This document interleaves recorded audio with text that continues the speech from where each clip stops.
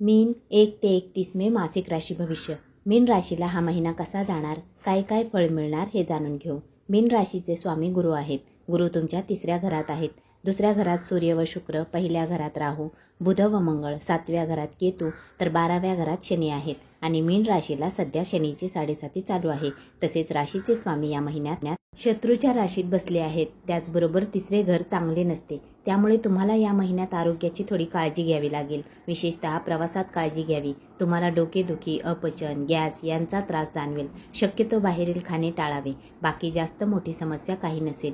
मीन राशीच्या विद्यार्थ्यांना हा महिना चांगला जाईल. तुम्ही जर सरकारी परीक्षा देत असाल तर त्यामध्ये चांगले यश मिळेल. पण राहू, मंगळ अंगारक दोष बनवत आहेत.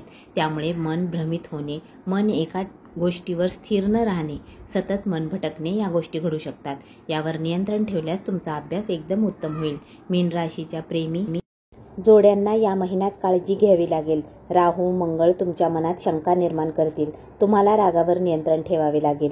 याचा परिणाम तुमच्या नात्यावर होऊ शकतो. या गोष्टींवर लक्ष द्या. बाकी तुमचे नाते उत्तम फुलेल. मीन राशीच्या वैवाहिक जोड्यांना हा महिना लाभदायक ठरेल. तुमच्यातील जुने मतभेद दूर होतील. प्रेम वाढीस लागेल. तुमच्यातील तणाव, चिंता दूर होऊन तुमचे वैवाहिक जीवन सुधारेल. पण राहू, मंगळ राग देतील.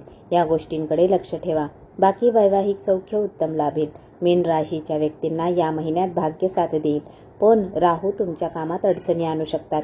त्यामुळे कोणत्याही कामात घाई करू नका. तुम्ही शुभकार्य, गुंतवणूक, नवीन खरेदी, नवीन व्यवसायाची सुरुवात या गोष्टी करू शकता. फक्त विचारपूर्वक करा. घाईघाईत नकोत. मीन राशीच्या व्यक्तींचे करिअर चांगले असेल. तुम्हाला कामानिमित्त प्रवास घडेल. या प्रवासातून उत्तम लाभ मिळेल. तुमच्या वाणीचा प्रभाव पडेल. विदेशी कंपनीकडून लाभ मिळेल. तुम्ही तुमच्या पद्धतीने कामे कराल. फक्त राजकारणापासून लांब राहा.